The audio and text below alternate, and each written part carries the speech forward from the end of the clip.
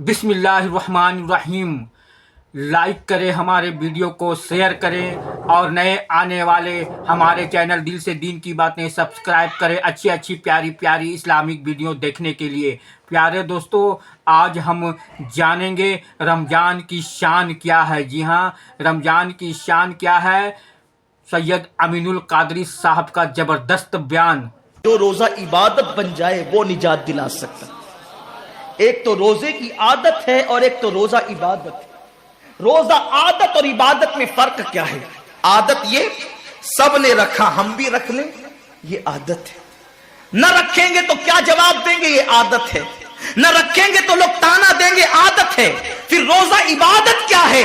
रोजा इबादत यह है कि अल्लाह ने रोजा रखने का हुक्म दिया है और मुस्तफा जान रहमत ने रोजे का हक ये बताया है, अगर तू रोजा रखे तो सिर्फ भूखा प्यासा न रहे, बल्कि तेरा हाथ भी रोजेदार रहे, तेरी जबान भी रोजेदार रहे, तेरी आंख भी रोजेदार रहे, तेरा पैर भी रोजेदार रहे, तेरा कान भी रोजेदार रहे। कान रोजेदार इस तरह कि कान अल्लाह के ममनू करदा चीजों को न सुने, हाथ रोजेदार इस तरह हाथ अल्लाह के मना करदा कामों को न करे, जबान रोजेदार इस तरह कि जबान अल्लाह की ममनू करदा चीजों को अदा न करे, पैर रोजेदार इस तरह कि पैर उस जगह चलकर न जाए जहां अल्लाह ने जाने से मना किया है। जब तू इन सारे आज़ा को रोजेदार बनाता है तो ऐसे रोजे के मामले में मेरा अल्लाह फरमाता है रोजा मेरे लिए है और मैं ही उसकी जजा हूं।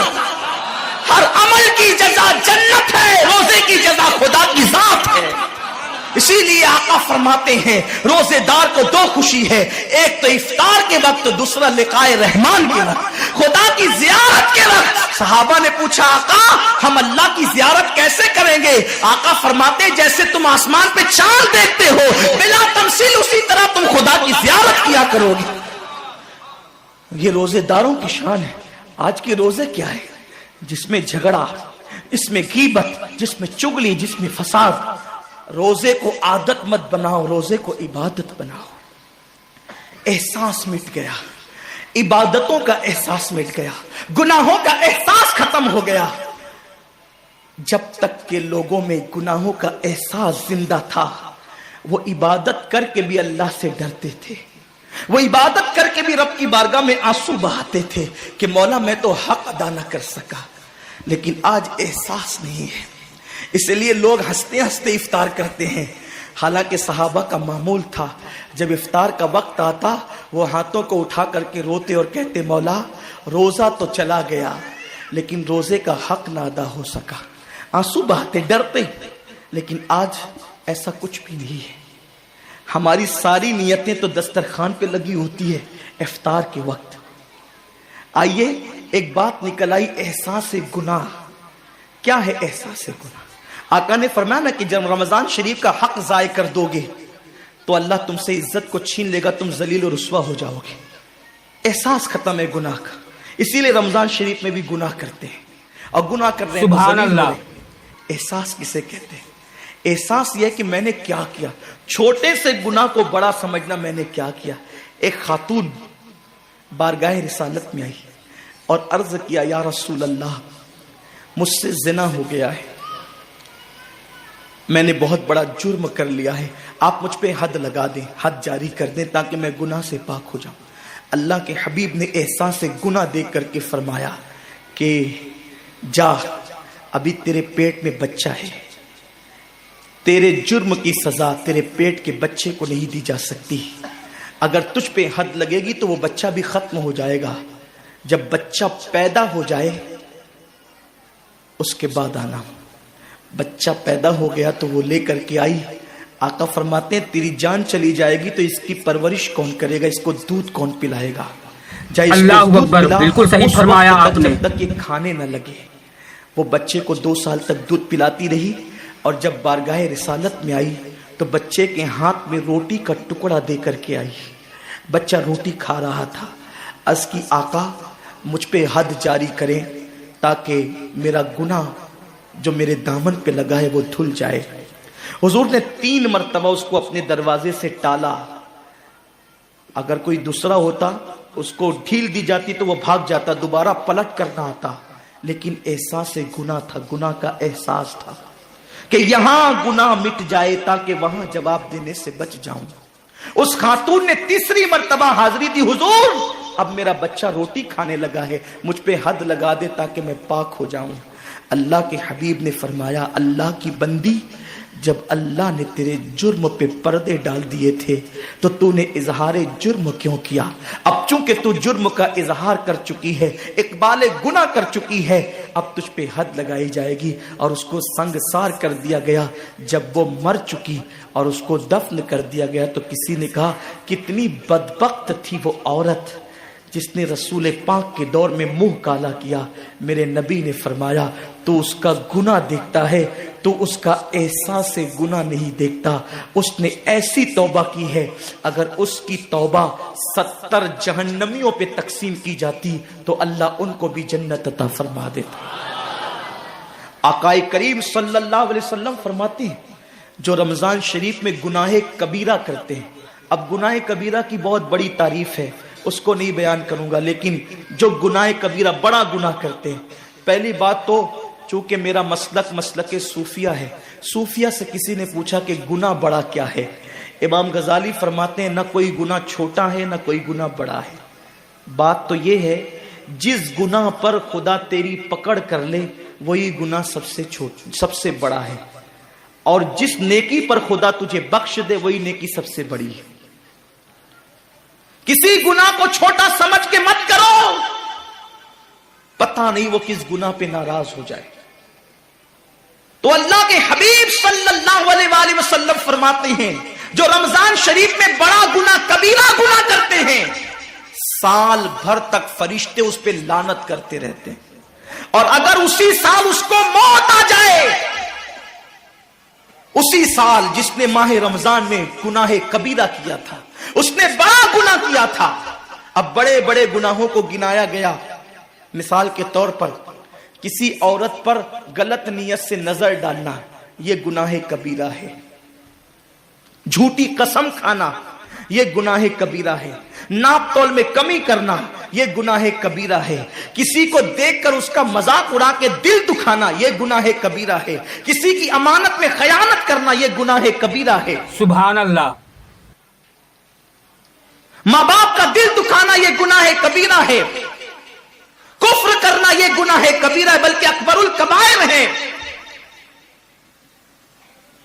70 کی فہرست امام سیوطی نے گنائی ہے, اور پھر 70 کی فہرست گنانے کے بعد فرماتے ہیں 70 پر یعنی 1 2 3 4 والا 70 نہیں, بلکہ اللہ کے حبیب نے یہاں جو 70 فرمایا ہے یہ 70 گنتی والا 70 نہیں ہے, بلکہ کثرت بتانے کے لیے 70 ہے. جیسے کہ ہم کہتے ہیں نا میں نے تجھے 50 بار سمجھایا تو نہیں مانا, میں 100 بار تیرے گھر آیا تو نہیں ملا, تو اس کا مطلب یہ نہیں کہ 99 کے بعد ایک جو ملا کر کے آتا ہے وہ 100 نہیں, گنتی کا 100 نہیں. یہاں 100 بتانا کثرت بتانے کے لیے ہے, یہاں 50 کہنا کثرت بتانے کے لیے ہے. تو اللہ کے حبیب فرماتے ہیں 70 بڑے گناہ ہیں, اللہ اکبر, بالکل صحیح فرمایا آپ نے. اتنی کثرت سے ہے بڑے گناہ کہ تم ان کو شمار نہیں کر سکتے. بس اتنا کہ جس گناہ پہ خدا ناراض ہو جائے وہ بڑا گناہ.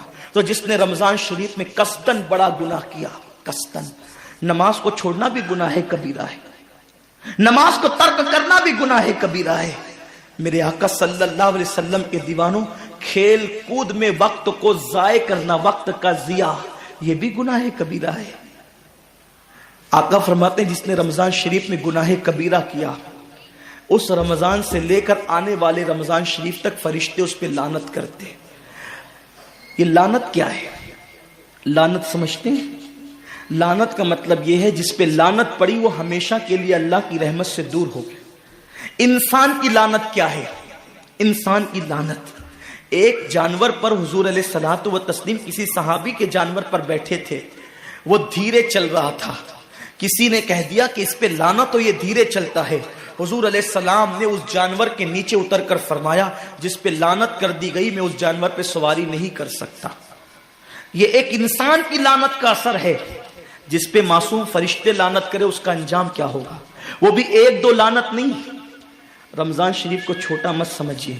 1 کے 70 پر آپ کی نظر ہے, گناہ نیکیوں کی کثرت پہ آپ کی نظر ہے, گناہوں کی تباہی پہ آپ کی نظر نہیں ہے. اللہ کے رسول صلی اللہ علیہ وسلم نے فرمایا جیسے ماہ رمضان شریف میں نیکیوں کا درجہ بڑھ جاتا ہے ویسے ماہ رمضان شریف میں گناہوں کا بھی معاملہ بڑھ جاتا ہے. یعنی اگر رمضان شریف میں تم ایک گناہ کرو گے تو اور دنوں کے اندر جو گناہ کرتے تھے اب اس گناہ سے زیادہ تمہیں عذاب دیا جائے گا، کیونکہ آپ نے ماہ رمضان کی حرمت کو پامال کیا ہے، آپ نے ماہ رمضان شریف کی عزت کو پامال کیا ہے. تو سوچو انسان کی لعنت پڑے یہ حال ہے تو جس پہ فرشتوں کی وہ بھی ایک دو نہیں پورے سال تک فرشتے لعنت کرتے ہیں. اور اللہ کے نبی صادق و مصدوق نبی نے فرمایا کہ اگر وہ اسی سال رمضان شریف آنے سے پہلے مر جائے تو اس کے پاس کوئی نیکی نہیں ہوگی جو اس کو جہنم کی آگ سے بچا سکے اور اس کا ٹھکانہ تو جہنم ہی ہوگا.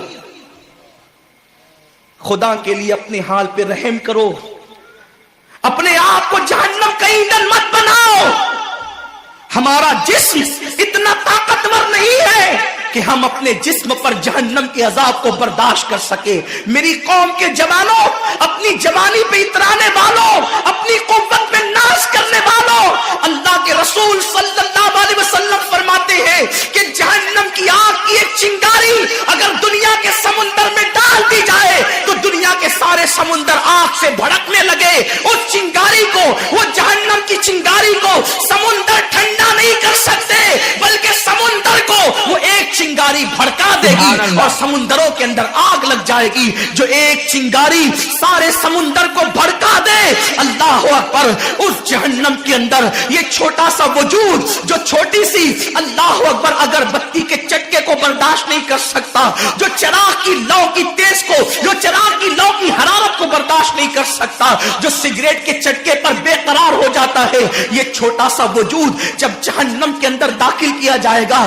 اس وقت اس وجود کا کیا ہوگا. میرے آقا مصطفیٰ جان رحمت فرماتے ہیں کہ جب پہاڑوں کو جہنم میں ڈالا جائے گا تو پہاڑ ایسے پگھلنے لگیں گے جیسے نمک کو پانی میں ڈالنے سے نمک پگھلنے لگتا ہے. میرے بھائیوں، خدا کے لیے اپنے حال پر رحم کرو، اپنے آپ کو جہنم کا ایندھن مت بناؤ. اللہ اکبر، تراویح کے وقت میں پیر پھیلا کر محلوں میں بیٹھنے والوں، روزوں کے وقت میں چھپ چھپا کر کھانے والوں، بالکل صحیح فرمایا آپ نے. کو چیلنج مت کرو. اللہ کے حبیب نے فرما دیا کہ جو گناہ کبیرہ رمضان شریف میں کرے گا سال بھر فرشتوں کی لعنت ہوگی. آپ کہتے ہیں مسلمان کلمہ پڑھتا ہے، مسلمان نبی کا غلام ہے، مسلمان نبی پہ جان قربان کرنے کے لیے تیار ہے، اتنی مصیبتوں میں کیوں ہے، اتنی تکلیفوں میں کیوں ہے، کیوں تباہ ہو رہا ہے مسلمان؟ ارے جس پر فرشتے پوری سال لعنت کرے وہ قوم تباہ نہ ہوگی تو کیا ہوگا؟ اس قوم کے گھر نہ جلیں گے تو کیا ہوگا؟ اس قوم کی بیٹیوں کی آبرو نہ لوٹے گی تو کیا ہوگا؟ وہ قوم غربت کی چکی میں نہ پسے گی تو کیا ہوگا؟ آؤ سچی توبہ کر لو، توبہ کے دروازے کھلے ہوئے ہیں، اپنے گناہوں کا احساس کر لو، نادم ہو کر قدرت کی بارگاہ میں پلٹ جاؤ. میرا رب فرماتا ہے فَفِرُّوا إِلَى اللَّهِ، کہاں جا رہے ہو؟ دوڑو اللہ کی طرف، پلٹو اللہ کی طرف. بڑے سے بڑا پاپی اگر خدا کی طرف احساس گناہ لے کر، ندامت کے آنسو لے کر اللہ کی بارگاہ میں پلٹا ہے تو اللہ نے اس کو مغفرت کا پروانہ عطا کیا ہے. میرے رب کا وعدہ ہے جو میری بارگاہ میں پلٹتے ہیں میں ان کو لوٹاتا نہیں ہوں، میں ان کو معاف کر دیتا ہوں. سبقت رحمتی علی غضبی، میری رحمت میرے غضب پہ سبقت لے گئی ہے. وہ رب جو 70 ماؤں سے زیادہ پیار کرتا ہے، امت کی تباہی کا اتنا ہی خیال ہے تو ہم رمضان شریف کا احترام کیوں نہیں کرتے؟ ہم رمضان شریف کا اہتمام کیوں نہیں کرتے؟ کیوں ہم اللہ کی عبادت کی طرف نہیں آتے؟ آؤ اپنے گناہوں کا احساس لے کر خدا کی بارگاہ میں پلٹو تاکہ تباہی سے بچ جاؤ.